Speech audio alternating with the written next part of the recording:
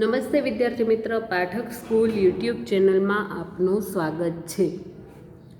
આજે આપણે ધોરણ 4માં વિષય હિન્દીમાં કાવ્ય 5 ધમક ધમક આતા હાથી એ શીખવાનું છે. ધમક ધમક એટલે જોશ જોશથી, અને આતા હાથી એટલે આવે છે હાથી. જોશથી હાથી આવે છે એનું આ કાવ્ય છે.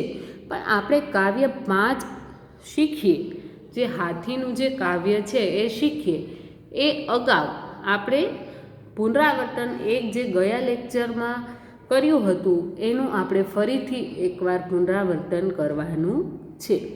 તો પહેલાં આપણે જોઈએ પુનરાવર્તન 1.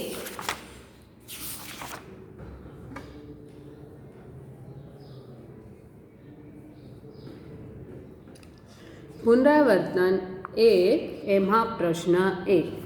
नीचे दी गई संख्या को पढ़िए और शब्दों में लिखिए.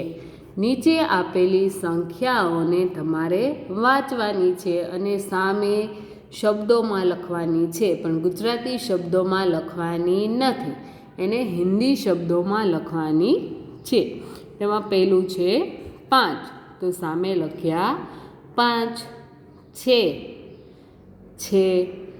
9, 9, 11, 11, 12, 12, 13, 13, 15, 15, 17, 17, 18, 18, 19, 19.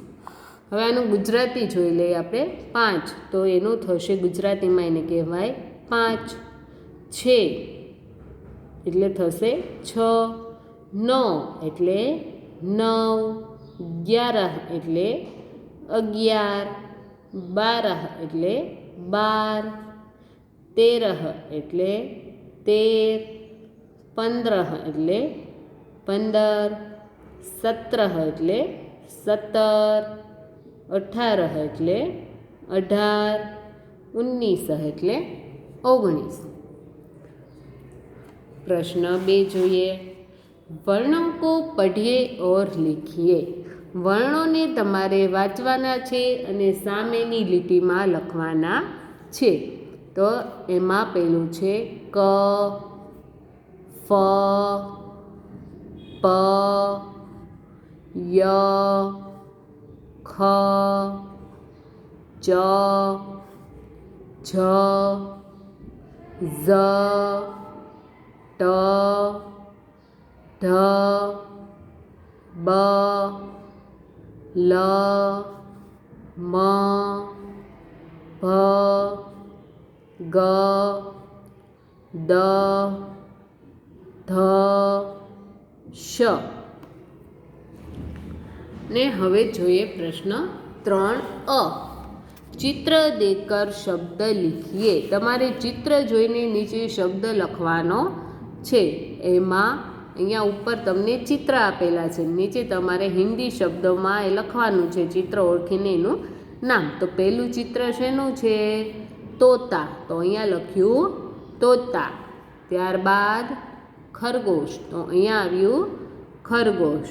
ત્યારબાદ કબૂતર, કબૂતર. કૌવા, ફૂલગોબી, કછુઆ,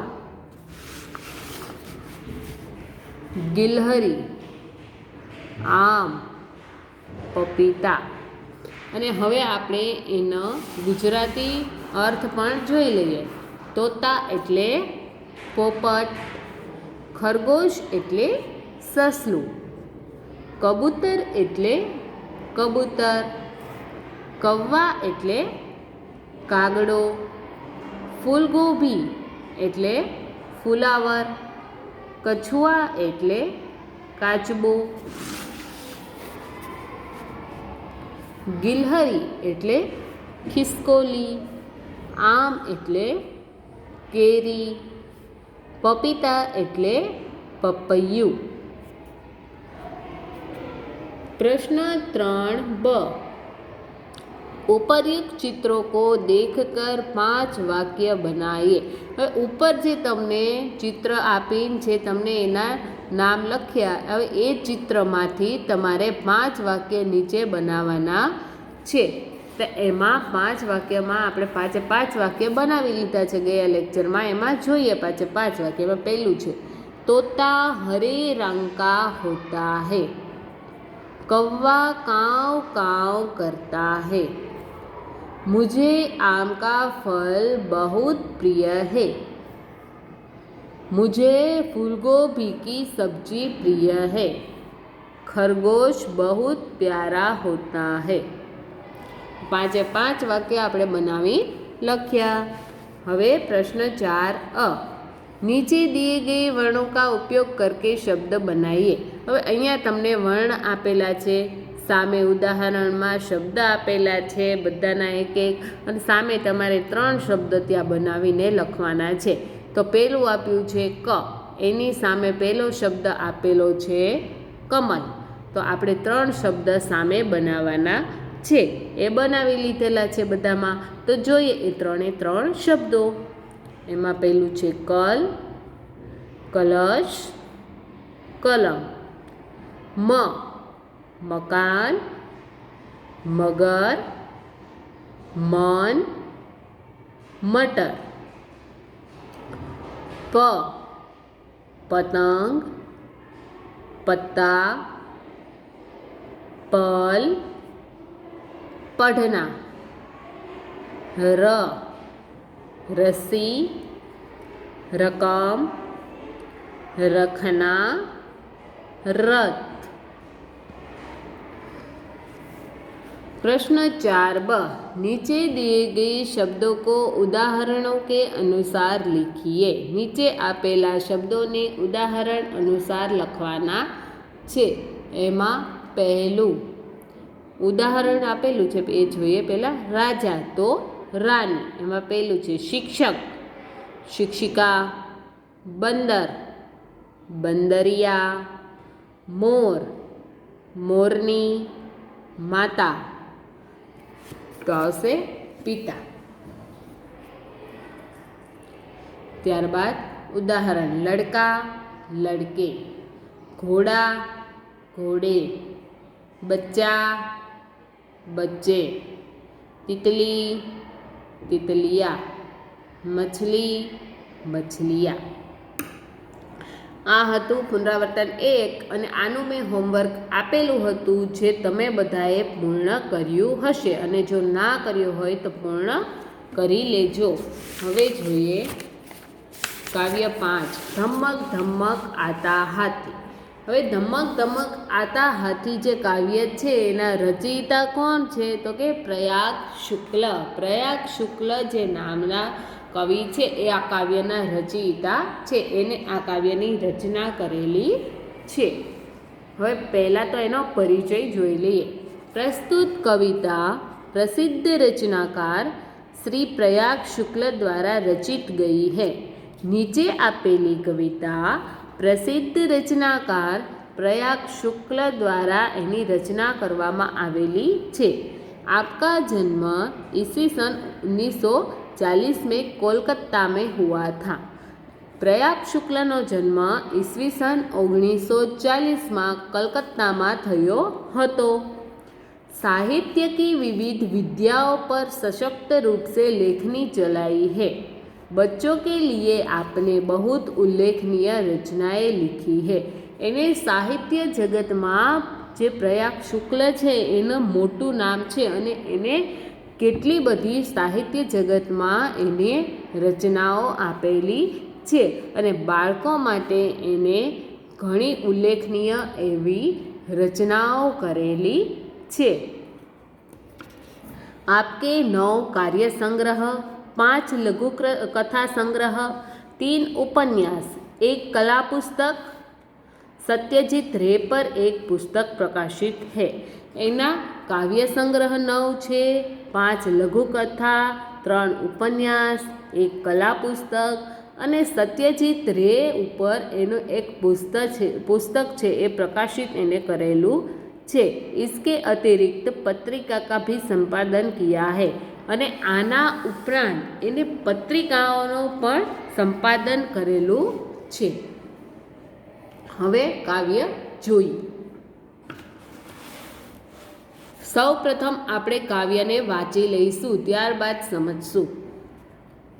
ધમક ધમક આતા હાથી, ધમક ધમક जाता हाथी, अपनी सूंड उठाता हाथी, अपनी सूंड गिराता हाथी, अपनी सूंड हिलाता हाथी, अपनी सूंड घुमाता हाथी, धमक धमक आता हाथी, धमक धमक जाता हाथी।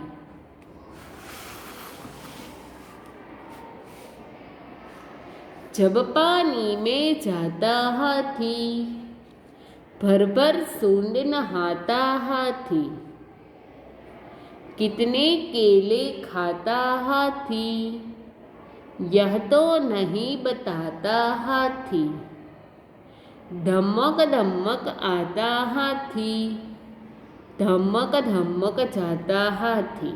હવે આપણે ભાષાંતર કરીએ એ અગાઉ આપણે શબ્દાર્થ જોઈએ, જેથી તમે ભાષાંતરમાં પણ જો કોઈ અઘરો શબ્દ લાગે તો એનો ગુજરાતી અર્થ શબ્દાર્થમાં હોય તો તમે ભાષાંતરમાં સરળતાથી લખી શકો। ધમક એટલે જોશ અને તેજ, જોશ જોશથી હાથ, જોશ જોશથી જે તેજથી આવે છે એના માટે ધમક શબ્દ વપરાય છે। પાણી, જલ, નીર, સલીલ, આ પાણીના અર્થ છે એને શું કહેવાય? જળ પણ કહેવાય, નીર પણ કહેવાય અને સલીલ પણ કહેવાય। હાથીનો અર્થ થાય ગજ, હાથીનું બીજું નામ છે ગજ। હવે આપણે જોઈએ ધમક ધમક આતા હાથી એટલે ધમક એટલે જોશ, જોશ જોશથી, આતા હાથી એટલે આવે છે હાથી, જોશ જોશથી આવે છે હાથી। ધમક ધમક જાતા હાથી, જોશ જોશથી જાતા હાથી એટલે જાય છે હાથી, આતા એટલે આવે છે અને જાતા એટલે જાય છે।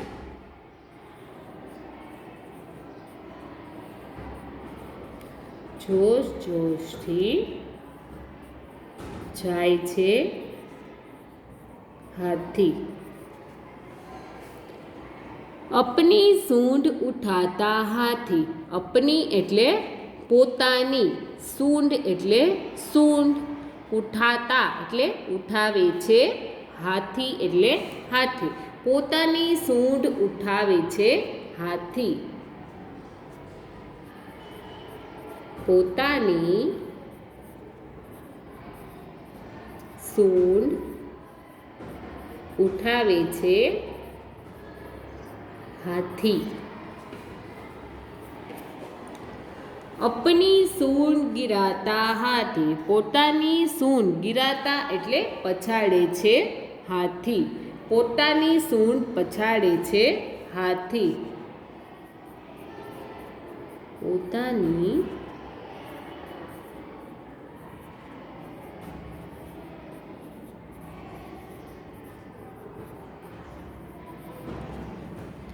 अपनी सूंड हिलाता हाथी, पोतानी सूंड हिलाता एटले हलावे छे हाथी, पोतानी सूंड हलावे छे हाथी।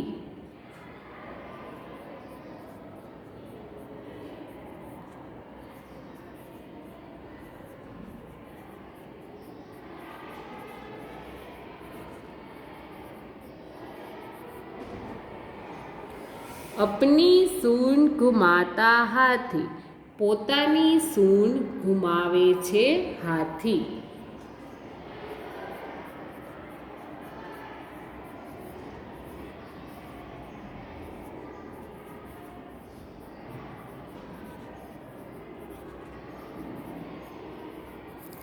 ધમક ધમક આતા હાથી, જોશ જોશથી આવે છે હાથી.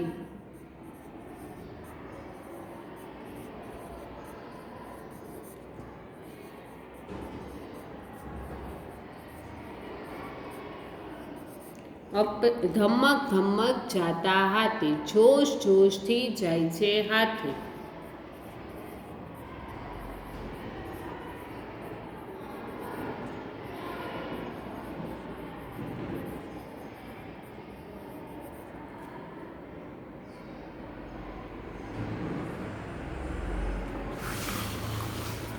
જબ પાની મેં જાતા હાથી, જ્યારે જબ એટલે જ્યારે, પાણી મેં એટલે પાણીમાં, જાતા હાથી એટલે જાય છે હાથી, જ્યારે પાણીમાં જાય છે હાથી.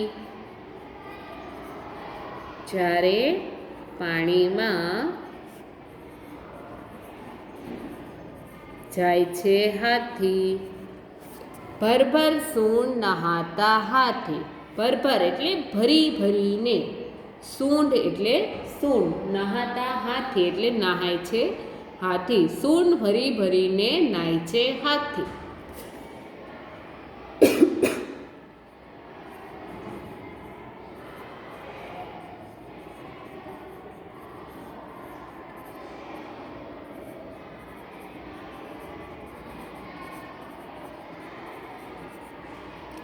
કિતને કેલે ખાતા હાથી, કિતને એટલે કેટલા, કેલે ખાતા એટલે કેળા ખાય છે હાથી, કેટલા કેળા ખાય છે હાથી.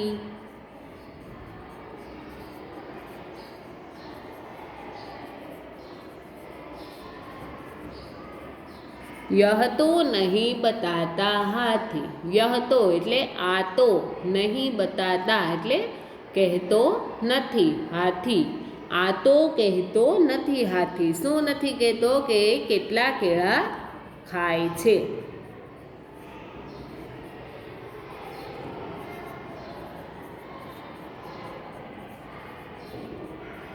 ધમક ધમક આતા હાથી, જોશ જોશથી આવે છે હાથી.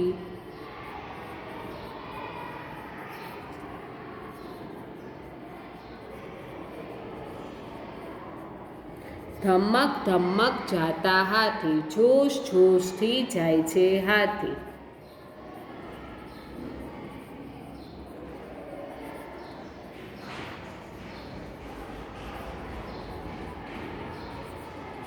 હવે જોઈ લઈએ એનું ભાષાંતર. જોશ જોશથી ધમક ધમક આતા હાથી, જોશ જોશથી આવે છે હાથી. ધમક ધમક જાતા હાથી, જોશ જોશથી જાય છે હાથી. અપની સૂંઢ ઉઠાતા હાથી, પોતાની સૂંઢ ઉઠાવે છે હાથી. અપની સૂંઢ ગિરાતા હાથી, પોતાની સૂંઢ પછાડે છે હાથી. અપની સૂંઢ હિલાતા હાથી, પોતાની સૂંઢ હલાવે છે હાથી. અપની સૂંઢ ઘુમાતા હાથી, પોતાની સૂંઢ ઘુમાવે છે હાથી. ધમક ધમક આતા હાથી, જોશ જોશથી આવે છે હાથી. ધમક ધમક જાતા હાથી, જોશ જોશથી જાય છે હાથી. જબ પાની મેં જાતા હાથી, જ્યારે પાણીમાં જાય છે હાથી. ભરભર સૂંઢ નહાતા હાથી, સૂંઢ ભરી ભરીને નાય છે હાથી. કિતને કેલે ખાતા હાથી, કેટલા કેળા ખાય છે હાથી. યહ તો નહીં બતાતા હાથી, આ તો નથી કહેતો હાથી. ધમક ધમક આતા હાથી, ધમક ધમક આવે છે, જોશ જોશથી આવે છે હાથી. ધમક ધમક જાતા હાથી, જોશ જોશથી જાય છે હાથી. હવે જો સમજી લઈએ કે જોશ જોશથી હાથી છે એ આવે છે, કેમ કે એ મોટું પ્રાણી હોવાથી આવે ત્યારે અવાજ થાય છે, એટલે એને શું કહે છે? જોશ જોશથી આવે છે. હવે જાય છે એટલે પણ એ જોશ જોશથી જાય છે. આવીને પોતાની સૂંઢ ઉઠાવે છે, ત્યારબાદ સૂંઢને પછાડે છે, ત્યારબાદ સૂંઢને હલાવે છે અને ત્યારબાદ સૂંઢને ઘુમાવે છે એટલે ફેરવે છે. ત્યારબાદ પાછો એ જોશ જોશથી આવે છે અને જોશ જોશથી જાય છે. જ્યારે પાણીમાં જાય છે હાથી જ્યારે પાણીમાં જાય ત્યારે સૂંઢ ભરી ભરીને નહાય છે, કેમ કે એને નાહવું છે ખૂબ પસંદ છે. અને ત્યારબાદ એને નાહવા સિવાય શું પસંદ છે તો કે જો આમાં કેળા ખાય છે ને કેળા છે ખૂબ પસંદ છે, એટલા માટે એ કેળા એને પસંદ હોવાથી એ કેટલા ખાઈ જાય છે, કેમ કે એને વધુ જોઈએ કેળા, એટલા માટે કેટલા ખાઈ જાય છે એ કહેતો નથી કે મેં કેટલા કેળા ખાધા. ત્યારબાદ પાછો ધમક ધમક એટલે કે જોશથી આવે છે અને જોશથી હાથી જાય છે. કાવ્ય આપણે 5 સમજી લીધું. હવે એના શબ્દાર્થ પણ આપણે અગાઉ જોઈ લીધા. હવે અભ્યાસ 1, એમાં પ્રશ્ન 1, कविता का अभिनय के साथ गान कीजिए. તમારે કવિતાનું અભિનય સાથે તમારે એનું ગાન કરવાનું છે. તો તમારે કવિતા ગાવાની છે અને સાથે તેનો અભિનય પણ કરવાનો છે ઘરે. ત્યારબાદ પ્રશ્ન 2, સૂચના કે અનુસાર અભિનય કીજીએ. તો ફરી આમાં તમારે અભિનય કરવાનો છે, પણ શેનો અભિનય કરવાનો છે? જે સૂચના આપેલી છે એનો અભિનય કરવાનો છે.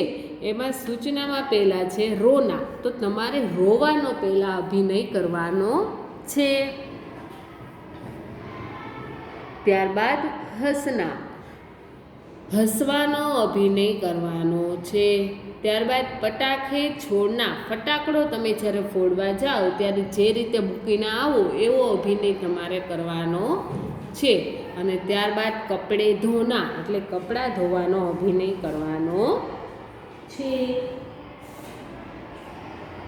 પ્રશ્ન 3 પઢીએ और समझिए. વાંચો અને સમજો. વાંચવાનું છે અને સમજવાનું છે. ઉઠાના ગિરાના, ઉઠાના એટલે ઉઠાવું, ગિરાના એટલે પછાડવું. ઉઠાના એટલે ઉપર ઉઠાવવું, ગિરાના એટલે નીચે પછાડવું. આના એટલે આવવું, જાના એટલે જાવું, છોટા એટલે નાનું, બડા એટલે મોટું, ઊંચા એટલે ઊંચું, નીચા એટલે નીચું, પકડના એટલે પકડવું, છોડના એટલે છોડવું.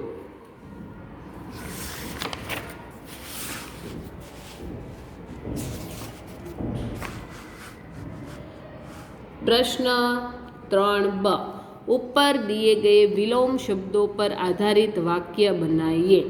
હવે તમારે વિલોમ શબ્દ એટલે વિરુદ્ધાર્થી શબ્દો. હવે નીચે એમાં જશે गिरी हुए को उठाना चाहिए, हमें किसी को गिराना नहीं चाहिए. તો પાછળ જે શબ્દો હતા ને ઉઠાના અને ગિરાના એના અહીંયા વાક્ય બનાવવાના છે વિરુદ્ધાર્થી શબ્દને આધારિત. એમાં પહેલું આપણને ઉઠાના અને ગિરાનાનું આપી દીધું. હવે આના અને જાના એનું વાક્ય તમારે તમારી મદદથી બનાવવાનું છે. અભ્યાસ છે એટલે એ તમારે તમારી મદદથી કરવાનો હોય તો તમને જે રીતે તમને વાક્ય આવડે એ રીતે તમારે આનાનું બનાવવાનું અને જાનાનું બનાવવાનું. ત્યારબાદ છોટા બડા, તો અહીંયા તમારે છોટા અને બડાનું પણ બનાવવાનું. મેરા ભાઈ છોટા હે, દાખલા તરીકે એ રીતે આવે. અને બડા, તો બડાનો એવો મેરા એક ભાઈ બડા હે, એ રીતે તમારે વાક્ય બનાવવાના છે. ત્યારબાદ ઊંચા નીચા, તો गिरनार बहुत ऊंचा पर्वत है, ચોટીલા बहुत નીચા પર્વત હે, એ રીતે તમારે વાક્ય બનાવવાના છે આ બધા શબ્દોના વિરુદ્ધાર્થી શબ્દો. ત્યારબાદ પ્રશ્ન 4, चित्र के आधार पर कहानी कहिए. હવે તમારે કહાની આમાં કહેવાની છે, તો તમે કહાની કોને કહેશો ચિત્રને આધારે? તો કહાની તમારે તમારા મમ્મીને અથવા પપ્પાને અથવા ભાઈ અથવા બહેનને તમારે આ ચિત્રને આધારે કહાની કહેવાની છે, પણ હિન્દીમાં કહો તો વધુ સારું. બાકી ન આવડે તો તમારે ગુજરાતીમાં કહેવાની છે આ કહાની, કેમ કે આ કહાની સહેલી છે. ખબર જ હશે કે એક સિંહ હોય છે જંગલમાં, એ બધા જ પ્રાણીઓનો રોજે રોજ એક એકનો શિકાર કરે છે. એમાં બધાનો વારો હોય છે કે એક દિવસ આને જવાનું, એક દિવસ આ પ્રાણીને જવાનું. એમાં એક વાર છે સસલાનો વારો આવે છે. સસલું એટલું ચાલાક હતું કે આ રોજ આ બધા સિંહ આ બધા પ્રાણીને એક એકને ખાઈ જાય છે, તો બધા પ્રાણી પૂરા થઈ જશું. એટલે એને બુદ્ધિ ચલાવી અને શું કર્યું કે એને સિંહને કૂવા પાસે લઈ ગયો કે જો આમાં એક મોટો સિંહ છે, એ એમ કહેતો હતો કે આ સિંહ કોણ છે ખાઈ જાય છે. આમાં એક મોટો સિંહ કહે છે કે હું તો જંગલનો રાજા છું. એટલે કે સિંહે કીધું કે આ કોણ કે આવું હશે, તો કે જુઓ કૂવામાં. તો સિંહને પોતાનું જ મોઢું દેખાય છે, એટલે એને એમ થાય છે આ તો બીજું સિંહ છે, પણ હોય છે તો એ પોતે જ. અને એને મારવા માટે કૂવામાં પડે છે અને એ મરી જાય છે. તો આવી વાર્તા છે તમારે ઘરે તમારે હિન્દીમાં કહો તો વધુ સારું, નહીં તો ગુજરાતીમાં તમારા પેરેન્ટ્સને કહેવાની છે. ત્યારબાદ સ્વાધ્યાય. स्वाध्याय में प्रश्न 1, प्रश्नों के उत्तर दीजिए. हाथी किस तरह आता है? तो त्या जवाब में आवशे हाथी धमक धमक आता है. हाथी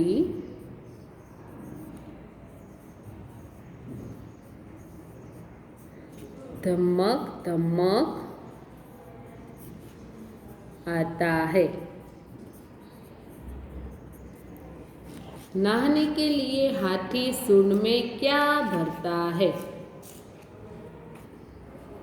नहाने के लिए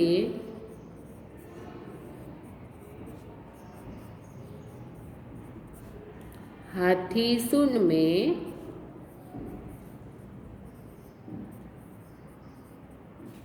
पानी भरता है.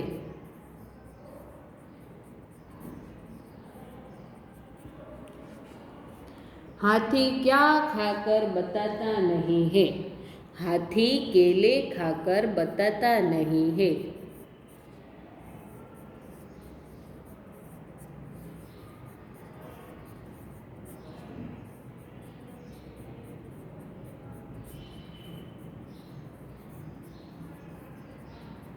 हाथी पानी कहाँ डालता है?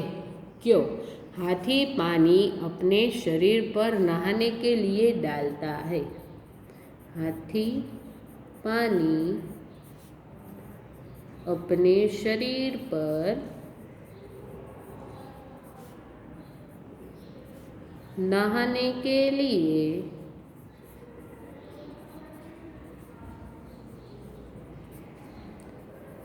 डालता है.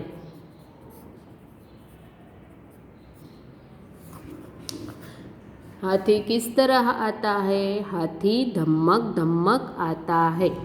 नहाने के लिए हाथी सूंड में क्या भरता है? नहाने के लिए हाथी सूंड में पानी भरता है. हाथी क्या खाकर बताता नहीं है? हाथी केले खाकर बताता नहीं है. हाथी पानी कहाँ डालता है? क्यों? हाथी पानी अपने शरीर पर नहाने के लिए डालता है. प्रश्न 2, चित्र में हाथी के कुछ अंग नहीं है, उन्हें पूर्ण कीजिए एवं चित्र में रंग भरिए. હવે અહીંયા તમને અધૂરા હાથીનું ચિત્ર આપેલું છે, એને તમારે પૂર્ણ કરવાનું છે અને તમારે એમાં રંગ ભરવાના છે. એ તમારે હોમવર્કમાં કરવાનું છે. આ ચિત્રને પૂર્ણ કરીને એમાં રંગ પૂરવાના, એ તમારે હોમવર્કમાં કરવાનું છે. હવે હોમવર્કમાં શું શું કરવાનું છે તો કે સૌપ્રથમ કાવ્ય વાંચી એનું ભાષાંતર વાંચવાનું છે. ત્યારબાદ અભ્યાસમાં પ્રશ્ન 1, પ્રશ્ન 2 અને પ્રશ્ન 3 અને પ્રશ્ન 4 છે એ હોમવર્કમાં તમારે કરવાના છે. પ્રશ્ન 4ના વાક્ય તમારે બુકમાં લખવાના છે. ત્યારબાદ સ્વાધ્યાય. સ્વાધ્યાયમાં પણ પ્રશ્ન 1 અને પ્રશ્ન 2 તમારે હોમવર્કમાં કરવાનો છે. પ્રશ્ન 1ના પ્રશ્ન જવાબ તમારી બુકમાં લખજો તો વધુ સારું, કેમ કે આમાં લખશો તો તમને જગ્યા નહીં હોય અને ખોટું જ્યારે પરીક્ષા ટાઈમે વંચાશે નહીં. એટલા માટે બુકમાં લખો તો વધુ સારું. અને આ કાવ્ય છે એ પાકું કરવાની ટ્રાય કરજો, કેમ કે સરસ કાવ્ય છે એટલા માટે. અને વાર્તા છે એ બને ત્યાં સુધી તમે હિન્દીમાં કહેજો. હવે આવતા લેક્ચરમાં આપણે આગળનો પાઠ જોઈશું. ત્યાં સુધી નમસ્કાર.